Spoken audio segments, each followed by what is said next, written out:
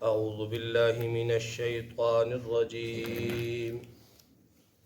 بسم الله الرحمن الرحيم.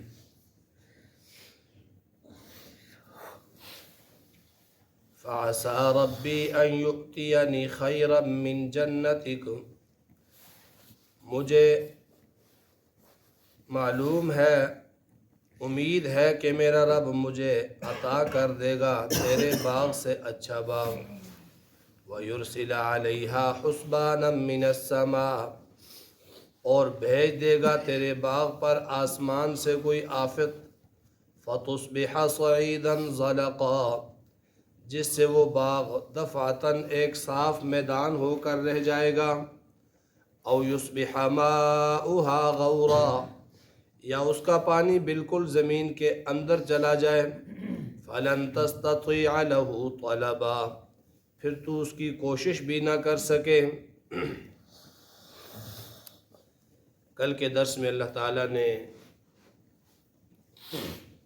دو آدمیوں کی مثال بیان فرمائی، جس کا خلاصہ یہ تھا کہ دو ساتھی تھے، دو دوست تھے. ایک ان میں نیک تھا اور دوسرا بد تھا. جو بد تھا وہ مالی طور پر نیک آدمی سے بہت آگے تھا، اور مالداری نے اس کے ذہن کے اندر بھی تکبر بھر دیا تھا. اسی لیے اس نے ایک تو یہ کہا کہ میرے پاس جو کچھ ہے یہ سب میرا اپنا ہے، میرے ہاتھوں کی کمائی ہے، اور دوسرا یہ کہ میرا یہ مال کبھی ختم نہیں ہو سکتا، اور تیسری یہ کہ اس نے اللہ تعالیٰ کی ذات کا بھی انکار کر دیا. تو جو اس کا نیک ساتھی تھا، جس سے وہ گفتگو کر رہا تھا، جس سے وہ بات کر رہا تھا، اس نے اسے سمجھایا. اور دوست ہمیشہ ہونا ہی ایسا چاہیے کہ جو غلطیوں پر سمجھانا جانتا ہو. جو غلطی پر، غلط بات پر، دوست وہی اچھا ہے جو غلطی نکال دے اور صحیح راستے پہ لانے کی وہ کوشش کرے. ایسا دوست نہیں ہوتا کہ جو غلط ہے صحیح ہے کیا ہے کوئی پرواہ ہی نہ رکھے. اسی لیے نبی کریم صلی اللہ علیہ وسلم نے فرمایا کہ برے دوست سے تنہائی بہتر ہے، اور اچھا دوست جو ہے وہ تنہائی سے بہتر ہے. اور ایک حدیث کے اندر آتا ہے کہ المرء علی دین رفیقہ، آدمی اپنے دوست کے دین پر ہوتا ہے. دوست کے دین کا کیا مطلب کہ اس کی مجلس، اس کی نشست و برخاست، اس کی صحبت، اس کا اٹھنا بیٹھنا اگر اچھے اور نیک لوگوں کے ساتھ ہے تو اس پر بھی ان کی صحبت کا اثر پڑ جائے گا، یہ بھی نیک ہو جائے گا. اور اگر اس کا اٹھنا بیٹھنا، اس کی نشست و برخاست غلط لوگوں کے ساتھ ہے، برے لوگوں کے ساتھ ہے، یہ اگرچہ دیندار ہی کیوں نہ ہو لیکن کچھ ہی عرصے میں ان کی صحبت یہ اختیار کر لے گا. تو اس لیے اس دوست نے جو اس کے ساتھ کلام کر رہا تھا، اس نے اسے منع کیا کہ تو نے اللہ کی ذات کا انکار کر دیا. تو اپنے اس باغ میں داخل ہوا تو یہاں تو نے داخل ہوتے ہی ما شاء اللہ لا قوت الا باللہ کیوں نہیں کہا؟ تو نے اپنے سارے مال اور دولت کی، سارے باغات کی نسبت اللہ کی طرف کیوں نہیں کی؟ اور تو فرمایا کہ شریعت کا حکم بھی ہے، نبی کریم صلی اللہ علیہ وسلم کا یہ فرمان بھی ہے کہ تمہیں اگر اپنی ہی اولاد میں سے کوئی اچھا لگے، یا اپنا مال میں، اپنے گھر پر، اپنے کھیتوں میں، اپنی کسی قسم کی ملکیت میں بھی تمہیں وہ بھلی معلوم ہو تو تم ما شاء اللہ لا قوت الا باللہ کہہ دیا کرو. نظر بد تو حق ہے، حدیث پاک کے اندر آتا ہے العین حق، نظر بد جو ہے وہ حق ہے. اور یہ اس طرح نہیں ہوتا کہ کسی برے آدمی کی بری نظر لگ جائے، یہ اپنی نظر کا بھی بسا اوقات اثر ہو جاتا ہے. اس لیے کوئی بھی اچھی چیز دیکھے تو ما شاء اللہ کہہ دے، ما شاء اللہ لا قوت الا باللہ. چاہے وہ آپ کا اپنا بچہ ہے، اپنا مکان ہے، یا اپنے ہی کوئی ایسی چیز ہے جو اچھی لگتی ہو، تو ماشاءاللہ اسے کہہ دینا چاہیے۔ اور حدیث میں آتا ہے کہ یہ نظر ایسی چیز ہے جو انسان کو قبر میں اور اونٹ کو ہنڈیا تک پہنچا دیتی ہے۔ تو ماشاءاللہ لا قوت الا باللہ، یہی دم ہے جو ہے وہ نظر کا، خود پڑھ لیا کریں اور خود ہی اپنے اوپر یا کسی پر پھونکنا ہو تو پھونک دیا کریں۔ اس کے لیے یہ ضروری نہیں ہوتا کہ جی فلاں جگہ پہ جائیں اور وہ بڑی پہنچی ہوئی سرکار ہے، یا اس کو جو ہے نا وہ ایک اجازت ہے، پیچھے سے اجازت ہے، جی سلسلہ چلا آ رہا ہے۔ یہ محض ایک کاروباری سلسلہ ہوتا ہے جو چلا آتا ہے، ورنہ دین کی جتنی بھی چیزیں ہیں، دین کی جتنی بھی نسبتیں ہیں، ان میں سلسلہ ہر مسلمان کا، ہر کلمہ گو کا سیدھا نبی علیہ السلام کے ساتھ ملتا ہے۔ تو ماشاء اللہ لا قوت الا باللہ، یہ قرآن پاک کی آیت ہے۔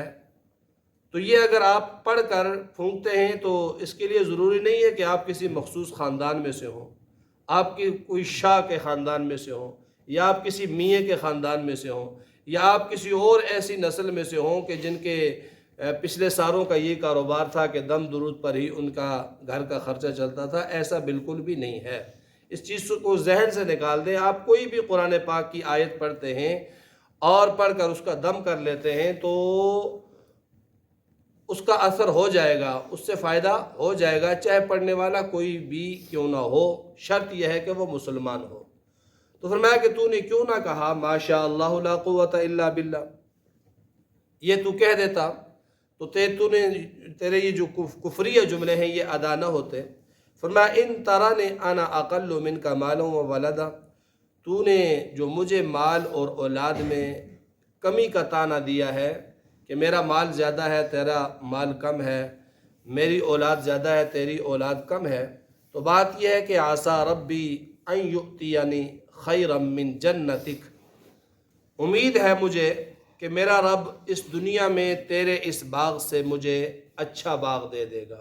آخرت میں تو ہے ہی، آخرت کا جو باغ ہے وہ صرف اگر ایک نیکی ہے، حدیث پاک کے اندر آتا ہے جو آدمی ایک بار سبحان اللہ کہتا ہے، ایک بار سبحان اللہ کہتا ہے، یہ صرف ایک نیکی ہے جس پر کوئی وقت نہیں لگتا، جس کے لیے کوئی محنت نہیں ہے، جس کے لیے کوئی مشقت نہیں ہے۔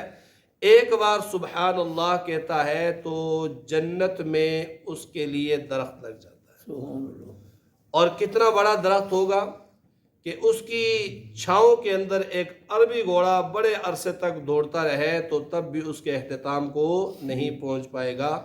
ایک درخت کی یہ کیفیت ہے، اور جہاں جنات باغات ہیں تو وہاں پر کتنی بڑی جنت ہوگی۔ کس پر ملی؟ یہ ایک سبحان اللہ پر۔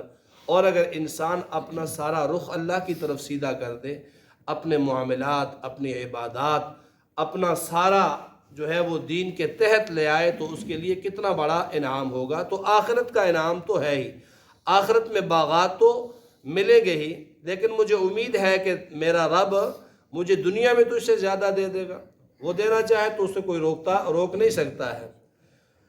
فَعَسَىٰ رَبِّي أَن يُؤْتِيَنِي خَيْرًا مِّن جَنَّتِكَ وَيُرْسِلَ عَلَيْهَا حُسْبَانًا مِّنَ السَّمَاءِ، حسبان حساب سے ہے، اور یہاں اس سے مراد آسمانی آفت ہے۔ فرمایا کہ یا اللہ تعالیٰ تیرے باغ پر کوئی آسمانی آفت بھیج دے، کوئی بھی آگ کا بگولا رات کو آ جائے، یا کوئی بھی ایسا اللہ کا عذاب آ جائے، فَتُصْبِحَ صَعِيدًا زَلَقًا، تیرا یہ سارا باغ چٹیل میدان بن جائے تو اللہ کو روک نہیں سکتا، وہ ایسا کر سکتا ہے۔ اَوْ يُصْبِحَ مَاؤُهَا غَوْرًا، تیرے یہ باغ کی ساری سرسبزی اور شادابی پانی کے ذریعے سے ہے، اللہ تعالیٰ پانی کو زمین کی تہوں کے اندر لے جائے، پانی ہی لے لے تجھ سے۔ او یصبح ماؤها غورا، یا اس کا پانی بالکل اندر زمین میں چلا جائے، تو فلن تستطیع له طلبا، پھر تو طلب کر کے بھی اس پانی کو باہر نکالنے کی طاقت نہیں رکھتا، استطاعت نہیں رکھتا، اس لیے تیرے اختیار میں کچھ بھی نہیں ہے، سب ہے اللہ کے اختیار میں، تو باز آ جا، تو ایسا نہ کر۔ وَأُحِيطَ بِثَمَرِهِ، وہ باز نہیں آیا تو اللہ تعالیٰ کی طرف سے عذاب آ گیا۔ فَأُحِيطَ بِثَمَرِهِ، اللہ نے گھیر لیا اس کے باغ کو، گھیر لیا ایک آفت کے ساتھ، آفت آ پڑی اس کے باغ پر، راتوں رات باغ کا نام و نشان مٹ گیا۔ فَأَصْبَحَ يُقَلِّبُ كَفَّيْهِ، صبح کی تو یقلب کفیہ، ہاتھوں کو مل رہا تھا، ہاتھ پلٹ رہا تھا، افسوس کے ساتھ یوں یوں یقلب کفیہ، اپنے ہاتھوں کو الٹا پلٹا رہا تھا، علی ما انفق فیہا، جو کچھ اس باغ پر اس نے خرچ کیا تھا، جتنی اس نے اس پر محنت کی تھی، وہ ساری کی ساری ختم، باغ ختم، سارے کا سارا تباہ ہو گیا۔ اب ہاتھوں پہ ہاتھ رکھ کر وہ ہاتھ مل رہا ہے۔ وَهِيَ خَاوِيَةٌ عَلَىٰ عُرُوشِهَا، اور وہ باغ گرا پڑا تھا اپنے عرشیوں پر، ان جھونپڑیوں پر۔ انگور کا باغ جب بنایا جاتا ہے تو اس کے لیے اس کی بیلیں اوپر چڑھانے کے لیے وہ بنانی پڑتی ہے، جھونپڑی نما چیزیں بنانی پڑتی ہیں۔ تو فرمایا کہ وہ باغ گرا پڑا تھا عَلَىٰ عُرُوشِهَا، اپنی ان جھونپڑیوں پر۔ وَيَقُولُ يَا لَيْتَنِي لَمْ أُشْرِكْ بِرَبِّي أَحَدًا، اب کہنے لگا، اب سمجھ آئی، ہائے کاش، ہائے میری تباہی، ہائے میری بربادی، لم اشرک بربی احدا، میں اپنے رب کے ساتھ کسی کو بھی شریک نہ ٹھہراتا تو یہ میرا حال نہ ہوتا۔ اللہ فرماتے ہیں وَلَمْ تَكُنْ لَهُ فِئَةٌ، اب کوئی جماعت نہیں تھی۔ وہ اپنی اولاد پر اتراتا تھا، بڑی اولاد ہے۔ وَلَمْ تَكُنْ لَهُ فِئَةٌ، کوئی ایسا مجمع نہیں تھا، کوئی ایسی تعداد نہیں تھی، کوئی ایسی جماعت نہیں تھی، يَنْصُرُونَهُ مِن دُونِ اللَّهِ، جو اس کی مدد کرتا اللہ کے سوا، کوئی نہیں تھا۔ وَمَا كَانَ مُنْتَصِرًا، اور نہ ہی اس کی مدد کی گئی، نہ ہی وہ بدلہ لے سکا، حالانکہ بڑی ڈھینگیں مارتا تھا کہ یہ میرا تو قیامت تک تو ان تبید بہذا، قیامت تک تو میرے ساتھ رہے گا۔ تو فرمایا کہ سارا ختم ہو گیا، کچھ روک نہیں سکا۔ هُنَالِكَ الْوِلَایَةُ لِلَّهِ، اس مثال کا جو خلاصہ ہے، مثال اللہ نے بیان کی، اس کے بعد اس کا خلاصہ اور نتیجہ یہ نکالا، هُنَالِكَ الْوِلَایَةُ لِلَّهِ، سارے اختیار اللہ کے پاس ہے۔ سارے اختیار کس کے پاس ہے؟ اللہ کے پاس ہے۔ اللہ کے علاوہ کسی کے پاس کوئی اختیار نہیں ہے، اللہ ہی مختار کل ہیں، وہی جو کچھ کرنا چاہیں وہ کر سکتے ہیں، کوئی اسے روکنے والا نہیں۔ ساری دنیا کے لوگ، ساری دنیا کے انسان اس اللہ کے امر کے تابع ہے۔